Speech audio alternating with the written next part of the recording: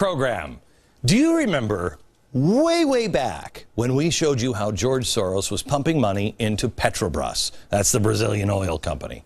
But then he announced, I sold my spooky dude shares of Petrobras, and he was out. So it was totally cool. Everybody could relax. There's nothing to see here, people, when President Obama indicated that he was helping Petrobras secure loans. Then he approved a permit for the Brazilian oil company so they could store some of its oil in the Gulf of Mexico, which we can't do, while at the same time stopping American companies from doing that very thing with a moratorium that has destroyed at least 19,000 jobs. Remember all that? Then, do you remember when President Obama went to Brazil when we started bombing Libya? He was like, I gotta go kick the soccer ball in Brazil. Remember that?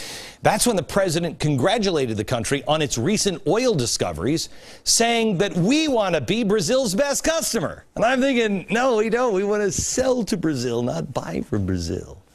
But remember, Soros was D-O-N-E, done. I'm done with Petrobras. Remember? Petro who? I don't even know what you're doing. Here's the latest headline from Forbes. Soros builds on Petrobras, the holdings in the first quarter. So wait a minute, he sold it when we exposed it, then the president did it, and then he bought back in. Wow, I thought he was all done with that. Huh. Now he only owns 1.1 million shares of the company. What is to look at here? I had nothing to do with it. I'm sure you didn't. It's not connected in any way, shape, or form at all to the administration's continued support of the Brazilian oil company that you're a big, huge investor in. No. And no way connected to the expanding of the offshore deepwater drilling stuff. No. Stop it. You are a crazy Tea Partier. That's what you are. Get out of here, knucklehead.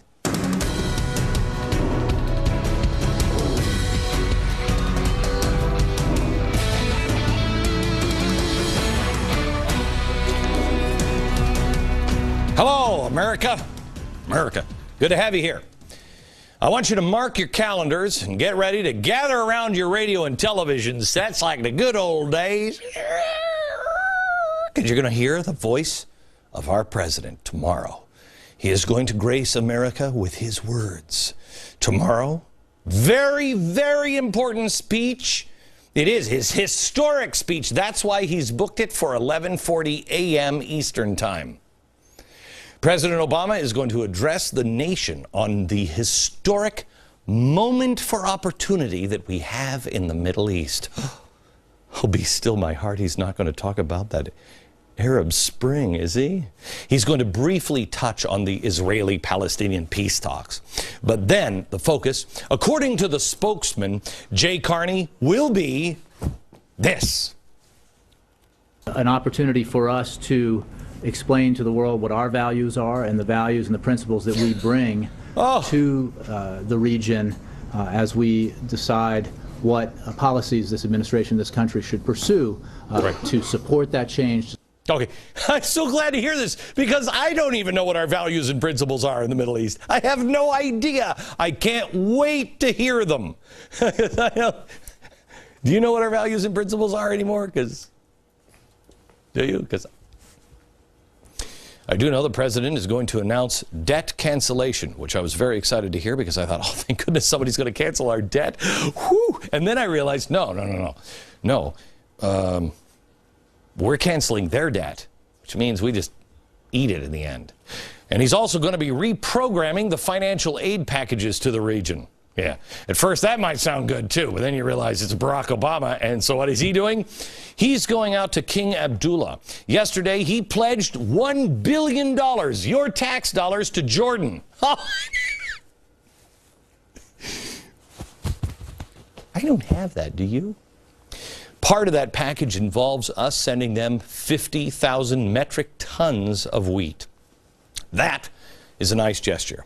I mean, it would be completely insane for a country to do that, if it had just crashed through the debt ceiling and borrowing everything from China. I mean, we got nothing on us, and let's say, I don't know, let's just say there was like a 500-year size flood that was happening on hundreds of miles of Now let's call it the Mississippi River, destroying hundreds of thousands of acres, causing about $2 billion in crop damage alone, costing billions in lost transportation delays. And, of course, we have the whole food shortage scare anyway. It'd be crazy if any of that stuff was happening, to send all that wheat over to Jordan, you know, to feed them, especially if they hate us. Good thing that's not happening, huh? Another thing that makes no sense, according to some reports, Obama will oppose the UN's resolution that would recognize Palestinian statehood. Now, I'll go on this one here, because Obama has indicated clearly his support for that two-state solution, so maybe I'm misunderstanding. Last year, I pledged my best efforts to support the goal of two states. Two states. Israel and Palestine. This time we should reach for what's best within ourselves. Yes. If we do. When we come back here next year, we can have an agreement that will lead to a new member of the United Nations, an independent, sovereign state of Palestine, there it is, living in peace with Israel. There it is. That would be September. That'd be 9/11 at the UN. Sounds pretty clear. Why the change here? I mean, other than we've got to force this president to do what he wants to do. You know what I'm saying? It couldn't have anything to do with the fact that he's having this speech tomorrow, with the fact that Benjamin Netanyahu asked to come and speak before Congress. I wonder, did the president know he was going to speak before or after Benjamin Netanyahu asked to speak? I wonder. That's a big political game, isn't it? Yeah. Well, Benjamin Netanyahu's got to be excited, because if his trip goes anything like last time, Obama's going to skip the photo ops and bail on dinner, and, you know, Benjamin Netanyahu will be going, my tumbly is a little grumbly right now. Where's the president? I don't know. But it'll give Prime Minister Netanyahu a chance to hang out with great dignitaries like, I don't know, Jay Carney, you know, or maybe even this guy. I don't even know who that guy is, but he's at the White House. If he's lucky, that guy could have dinner with you, Prime Minister Benjamin Netanyahu. Or if you're really fortunate, and I don't know if we can do this, because he's usually tied up with the president giving advice and sage wisdom, but what do you think? We could set up a meeting between you and Fareed Zakaria. I'm telling you, Benjamin Netanyahu, we can get it done. Unless he's busy. Well, see, that would be crazy. Because if Fareed was meeting with Benjamin Netanyahu, then Benjamin Netanyahu, you know, would ask him for his advice, and Fareed would then have to go on CNN and say, hey, I'm being asked the advice and my sage wisdom by the Prime Minister of Israel. So I have no credibility talking at all about Israel or anything like that, because then what would happen? See, you would have no credibility, because he would have been meeting with him over and over and over again, getting advice on certain things. That's not happening with the president, is it, Fareed? No, that's right, it's not. Would Obama have blown off the Chinese president like he did Benjamin Netanyahu, you know, for a pickup game or whatever he left for? Sometimes actions speak louder than words, and in this case, and in every case with the president, words don't even need to be spoken, because his actions say it all. But before we rush into this whole Arab Spring thing, which, don't get me wrong, Arab Spring is like Irish Spring, except a little more musky. I'm telling you, somebody should start selling that. Before we rush into this whole Arab Spring thing that does sound good, we should do a little history, you know, history and right and wrong. I want to do a little test here. We're going to play a game, okay, a chalkboard game. You tell me, I'm going to give you a phrase, and you tell me who said it. Was it A, a radical Muslim cleric currently living today and part of this Arab Spring, or Adolf Hitler, the guy we all hate and think was a monster? You tell me. The Jews are the most miserly of all people and the most protective of their lives, yet they devote their lives to their money, to their cause. I would say, what do you say, Hitler? Oh, yes, miserly Jews. No, part of the Arab Spring. Okay, how about this one? Never has a state been founded on peaceful economic means, but always exclusively by the instincts and preservation of the species, regardless whether these are found in the province of heroic virtue or the cunning craftiness. The one results in Aryan states based on work and culture, the other in Jewish colonies of parasites. Well, he says Aryan, which is Persian or Farsi for Iran. But I'm going to go with Hitler. Yeah, I got one. Let's hear that. I'd like to say the only thing I hope for is that as my life approaches its end, I have an opportunity to shoot the enemies, the Jews. That's a trick one, because you've seen him say that. Yes, Mr. Arab Spring himself. Kill the Jewish Zionists, every last one of them. This Jewish contamination will not subside. This poisoning of the nation will not end. Not until the carrier himself, the Jew, has been banished from our midst. Could be either of them, couldn't it? Oh my gosh, I really thought it was Hitler. Wrong again. There's no place for you among us, and you have no future among the nations of the world. You are headed towards annihilation. Hitler, right? No, no. No, just a crazy leader of Hamas, which is nothing for you to worry about. They are not anything for you to worry about. Nothing. Nope. Don't worry. It's an Arab Spring. There's going to be freedom. There's going to be economic growth. It's going to be great for all of us. Probably not so great for the Jews. But let me show you this. Those boards over there, that was Hitler's rhetoric before the mass graves started. The clerics today are no better. I think some of them are worse. And Hitler was the biggest monster of all time. Now let's take a look at another kind of rhetoric today, shall we? This last part that I just showed you Hitler and those who are part of this Arab Spring are one and the same. It is the same old hatred. Wait until you see next week when we show you more of this. But I want to show you today, present day.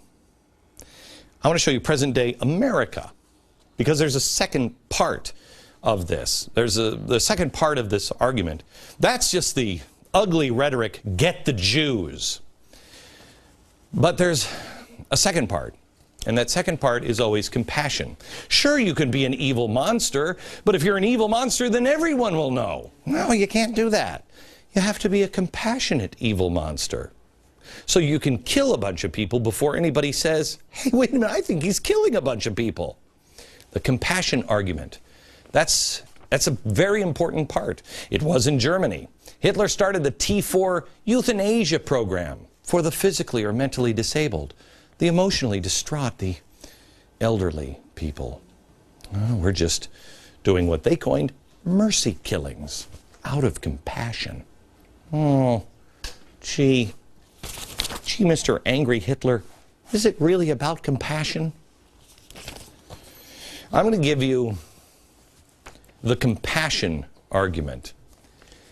And remember this. First, they came for the Jews, and I said nothing. Well, who do they come for next? Well, remember, they're the little Satan. We're the great Satan. You take care of the little Satan first, and you kind of try it out, right? You know what I mean? See if you can fool the great Satan. Well, you saw the rhetoric of the past. It's the same. Well, what is the main complaint now against Israel? The one that all the decent people, not the monsters, the decent, the compassionate people are making. They stole this land. They're occupiers. They're just, all these are good, just decent people that are just trying, that's all this is. They just, okay, sure, they cut through the fence and went underneath the fence and they wouldn't stop and everything, but they're just good, decent people with compassion. That argument kind of sounds familiar, doesn't it? What's the argument on our southern border right now? Well, they're occupiers. They stole the land from Mexico. And they're just good, decent people that are here, and I just... You think those might be related? No. No, and I'm a hate monger for even saying that. I want to show you what's happening here in America today. I want to show you how these two things are connected. And I want to show you, because it's amazing, if you know about history, if you've actually read history, you can see what the people said back then. And this is from the New York Times. Hitler explains himself. Oh, does he, the New York Times? I'll see if there's any parallels to today next. I can hardly wait to read the New York Times from 1933. Hitler is explained. It's great. But first, what we're doing is we're comparing now history for this new great Arab Spring that the president's going to talk about. History yesterday, history back behind me is the leaders of the Arab Spring and talking about how they want to kill the Jews and explaining that the Jews are vermin, which is exactly the same what Hitler said. But don't worry, Hitler was a monster. Arab Spring you should enjoy, you should embrace. Yeah, we'll get to that in a second. First, I want to show you, I talked about the borders and said first they come for Israel, the Jew, and then they come for us. And they're using exactly the same words and tactics. I said earlier this week that I'm telling you these two movements are going to be joined. How do I know that? Because the Weather Underground told us that in the 1970s, that this is what they would try to do. Well, let's check out an event held now at the University of Arizona, Denying Ethnic Studies, Arizona to Palestine. Now, so you know this video, it all comes from this rage here. These are the ones that are saying, I'm being denied my rights because I'm Hispanic and government is evil. And they're being taught to overthrow our government. Got it? They're teaching children to hate America. Now, back to the college event. Uniting of two things. What are they uniting? This event was scheduled to promote two struggles united. May I quote?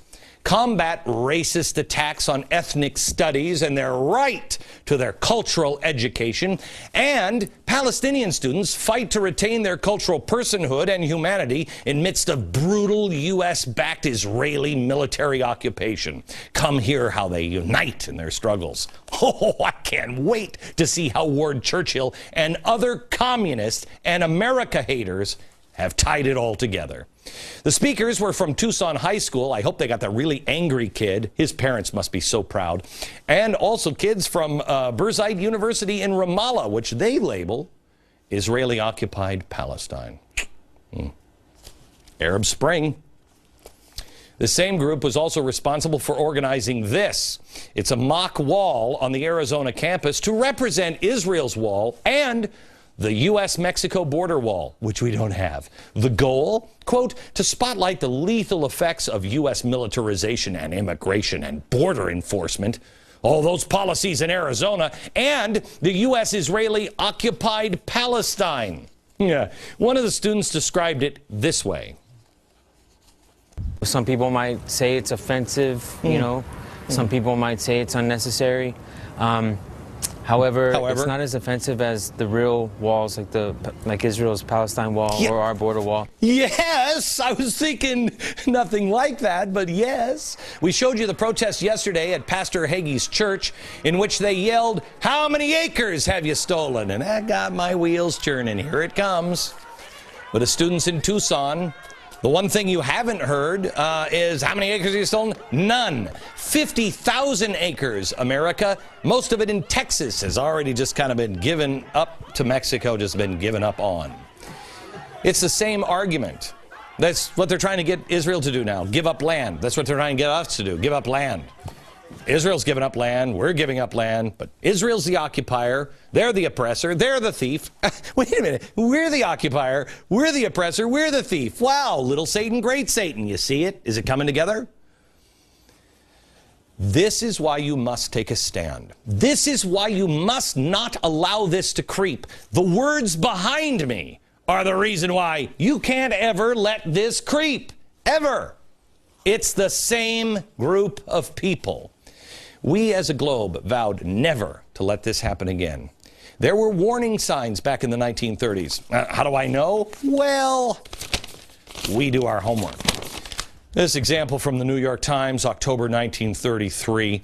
They wrote a piece on Hitler's autobiography, and they said, quote, "We know, on undoubted authority, that the very events themselves that the Jews are today relentlessly, coldly persecuted in Germany, and there's enough proof there." Yeah. But The New York Times softened its tone because economic prosperity was returning. So no serious opposition was mounted to Hitler. The Times highlighted the good parts of Hitler. I didn't know there were any. Hitler is doing much for Germany, quoting the Times, his unification of the Germans, his destruction of communism, his training of the young. That's a good thing. His creation of a Spartan state animated by patriotism. That's a good thing.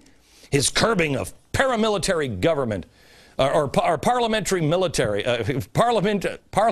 government, so unsuited to the German character, you know. His protection of the right of private property, all good.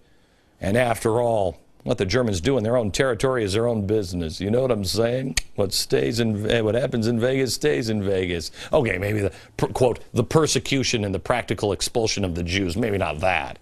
Okay, let me say, to summarize, I think what they have, Hitler is really great. Have you seen Germany and all the happy people? Okay, the Jew thing is really bad, but have you seen all the happy people? Let me ask you, if I ask the president or most people in this administration or in Congress today on the left, what they see happening in Egypt, wouldn't they say, okay, I mean, what's happening in Egypt is great. Have you seen all the people? Okay, the Jew thing is bad, but have you seen all the happy people? That's exactly what they'd say. It's the same thing. Some of the happy people, you remember, were raping Laura Logan from CBS News while screaming, Jew, Jew, Jew, in that square on that day. Could we get any more comparisons? And do I need to explain any more why it is time to restore courage and take a stand? Enough is enough. But I'm telling you, the hatred of old will come back again. And are we going to repeat the same pattern? Because the world knew it. They knew it. Germans knew it. The rest of the world knew it. But they chose to ignore it. You know it now. I know it. They know it. Will we repeat the choice of the past and choose to ignore it this time? I can't tell the difference between al-Qaradawi and Hitler. Can you? The world knows these people are serious. 9/11, the suicide bombings, they kill. That's what they do. We know they mean it. So why are we ignoring it this time? Let me tell you, I told you about E4, enlightenment, education, empowerment, and entrepreneurship. E2 is education. It's important that you know history. Generations from now, maybe one generation from now, maybe your children, if nothing changes in a short period of time, will think that arbitrary killings are happening because of the Israelis, just gunning down innocent Palestinians. And they'll also believe, our children, that America are occupiers. They're occupiers. They stole all that land. Many of our kids are already on that road. How did it happen? Well, I think Barack Obama knows. I mean, his wife knows. I'm sure they talk from time to time. Shortly before she was yanked from the campaign trail, here's what she said, that Barack would have to change our traditions and history. Listen. And Barack knows that we are going to have to make sacrifices. We are going to have to change our conversation. We're going to have to change our traditions, our history. We're going to have to move into a different place as a nation. I have to tell you, the more this president does, the more he starts to look like the New York Times in 1933, or worse yet, Neville Chamberlain. In 70 years from now, no, in 20 years from now, people will say, and many of them will be older versions of us, how did we not see that coming? And in 70 years, the whole world will say, how did the people of the world not see it coming? The answer is, you choose to bury your head or look it in the eye.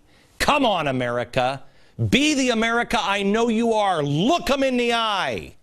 If you know history, you know these quotes from Hitler and Hamas. They both happened in the last 100 years, and the world vowed never to let Hitler happen again. And yet here we are turning a blind eye, and the president speaks tomorrow about a glorious Arab Spring that everyone should enjoy.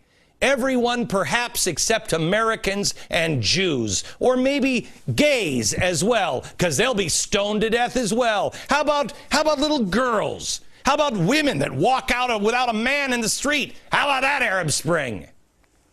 Explain it to me, please. I'd love to hear it. How we can just shrug off the calls to exterminate Jews and annihilate them, wipe them off the earth, or have people call them vermin or bacteria, and then give a great speech about the great Arab Spring. I'll wait for your call, Mr. President. I've been waiting for some time. America, we don't have museums for our entertainment. It is so well documented, the history of the Holocaust, so it doesn't happen again. We swore we would never let it happen again. Shouldn't we be just a tad hesitant about supporting all the people who are expressing desires to kill mass amounts of Jews? All in the name of compassion. People are right now praying that nobody wakes up. Are you awake? They're praying that you are not taught history. I am telling you right now, if you're in the D.C. area, you go see the best museum in D.C. It's the Holocaust Museum. You must see it. And if you're in any other city, look for a Holocaust museum in your city. Take your kids. They're horrifying, but this must be remembered because of the great Arab Spring. They are also hoping the same thing here on our borders, that you will not remember. How can people not be offended at the parallels here? How can people not see it? And how can you not be offended by America being called the oppressor? Really? Wouldn't it be nice if a history class for once would talk about what America has brought the rest of the world, what the world would look like if America didn't exist? How many Jews would be alive today if America didn't exist? We have made a lot of mistakes, but our good is far outweighs the bad that we have done. And we try not to repeat the mistakes of the past. How is it that we're changing? How is it we're changing our traditions and we're changing in our classrooms? Oh, I remember now. We see it more and more in our classrooms if we don't get involved. Remember, this is a teacher in California here. This is not just about Mexico. This is about a global struggle against imperialism and capitalism. Yes. But we know that all of that is happening in the context that where we now stand is stolen, occupied Mexico. You could transplant him over to the Middle East. We are being re-educated to believe that America isn't all she's cracked up to be. Free markets don't work. Capitalism has failed. America is the occupier. We are changing history, and no one says anything about it. You must stand. Restore courage in your own life and stand. Back in a minute.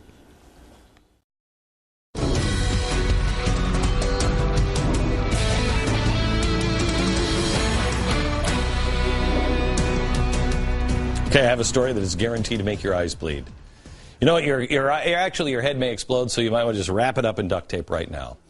To me, the head exploding or the bleeding eyes should cross all political and ideological lines, but we'll see. In Michigan, Leroy Fick. He's a man who was on food stamps, but he won $2 million on a lottery show last June. There he is, with long hair looking like Colonel Sanders and everything. It's a nice story, right? Won $2 million so he can change his life, get off food stamps. No, not for Leroy. No. He's still on food stamps. And he has no plans to get off them either. A local reporter caught up with him.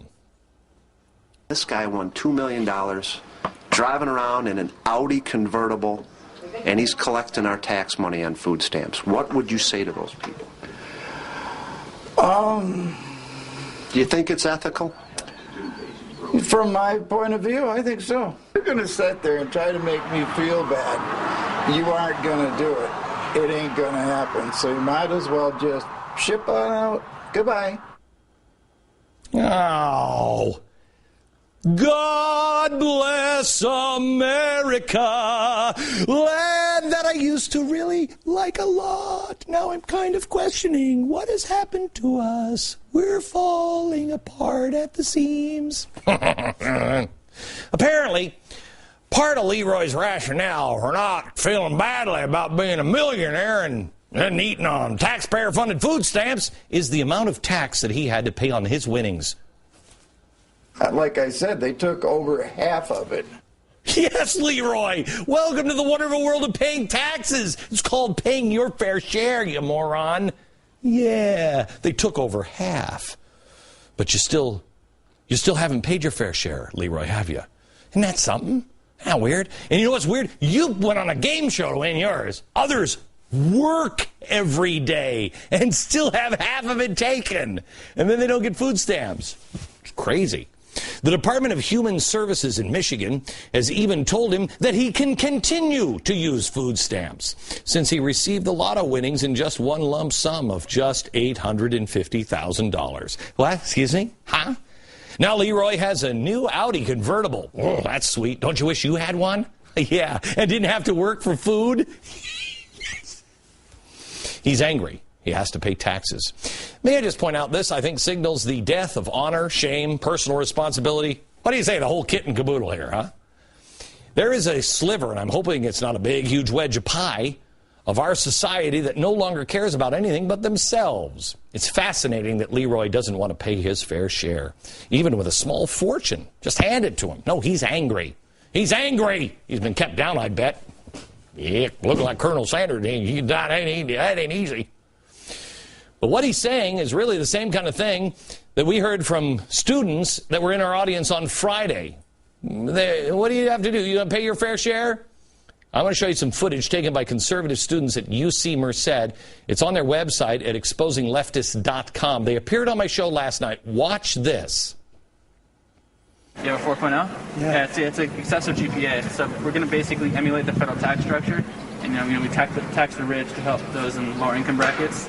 Basically the same thing. Like, do you really need a 4.0? Yeah. And I understand the money version of it, but the educational version, I feel like it's the same thing because, like, you earn both, right? It's not the same thing because money's different. Money's completely different. Stop this. You go to their website. Stop this, please. Go to their website. There's also another one where they're asking students, hey, will you pay your fair share of the deficit? I ain't paying that. Yeah, you know what's weird? This is that Michael Moore mentality. He explains it in, dude, where's my country? I keep telling him, Cuba is still there.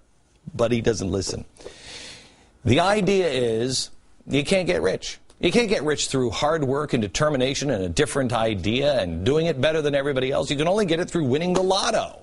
That's the only way I'm going to get ahead, or stealing it, or taking it because I've been kept down. If that's what a good number of people believe in this country, I don't even recognize my country anymore. I mean, my initial answer is, no, it's not a big wedge of our country, but I don't know. I believe my country, at least, is not the freaks that I see on TV. Like, you get out of here, I'm eating food stamps in my Lexus. No. It's not the special interest groups. My country is very large. Most of my country never gets on TV. You know why? Because they're boring. Boring as snot. They're average, they're decent, they're hardworking, they go to church. Some of them go to church and then don't really live the lifestyle, but they're boring. And they work all the time. That's America. And I believe that number is growing. I received a book from a listener last week, and it is called The Light of Faith. It's a really old book. I don't even know if you can find it anymore. I talked about it with my staff before I came into the studio because there is something in there that I want you to see. And then I want to tell you when we come back about this book. But find out about the other one at glennbeck.com right now and see what I took away from that. Back in a minute. Here's a story that demands not the question, what would Jesus do, because that's pretty obvious, but what would you do? Remember, America is great because America is good.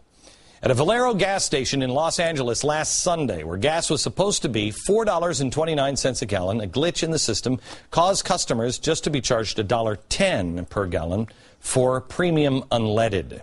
Premium. Now, the price on the sign was $4.29. Everybody knew there was no advertised sale. It was clearly marked $4.29. They pulled up, they started pumping, and they could see they filled their tanks for $20 instead of about $65. No one said anything. They just drove away with the savings. No one went inside. If it was a sale, say, hey, thank you very much for the low prices from like 15 years ago. What's the deal? No. From 8:30 in the morning till 11:30 in the morning, the gravy train continued. 7,000 gallons were pumped at $1.10 a gallon. For perspective, that's about 350 cars on empty. So it may have been 350 or may have been more that came in and pumped it and knew. Well, who lost the money?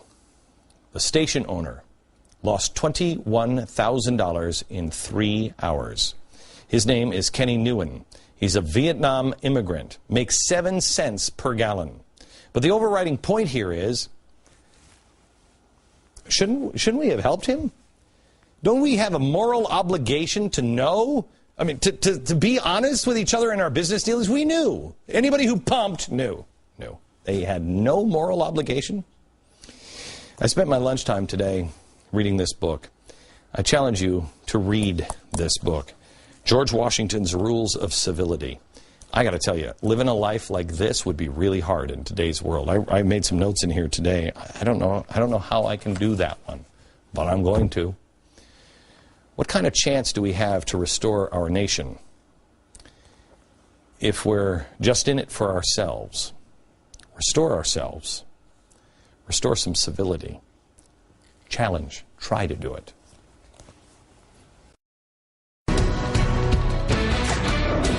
Welcome once again to Federal Crime Watch. Last night we told you about the Amish. Unpasteurized milk, the menace the FDA has neutralized. Tonight, happy to report, this man, 13-year-old man.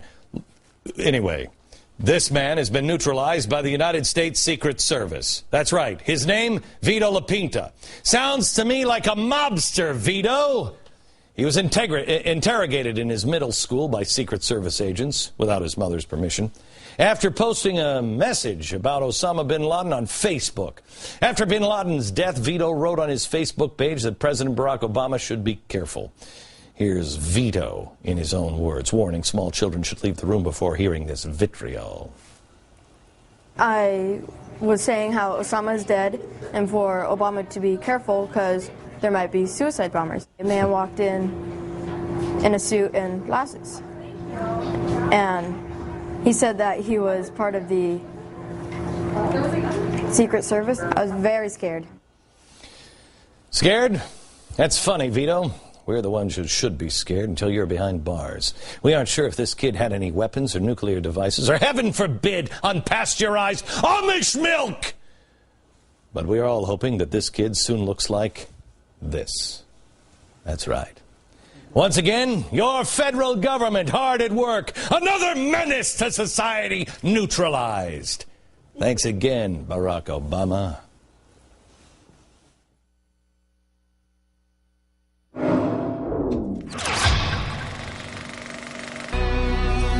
You know, I told you a minute ago I was reading George Washington's Rules of Civility, which I don't think that last break would fit. I wrote in here someplace when I was reading this today about how I just don't think, I don't know how you can do this anymore, but we have to find a way. One was, when you see justice executed on any, you might inwardly take delight in this. To punish offenders tends to quiet the public. Yet show pity to the offender and never constitute the defect on his morality as a precaution. As your precaution. I read that today and I thought about how we all behaved and how we all felt with Osama bin Laden's death. And I wondered, how would George Washington feel about that? I think he would be pretty happy. But he sure wouldn't have shown it. Then I saw the story about the church that asked to pray for Osama bin Laden. You know, I don't know all the details of that particular church and what they were doing, but boy, that never even crossed my mind. I prayed for our soldiers that night, I prayed for our president that night, prayed with the family, but I didn't pray for Osama bin Laden. I think it's a little too late for him, but didn't pray for him or his family. Maybe George Washington would say shame on us for that. From New York, we'll see you tomorrow night. Good night, America.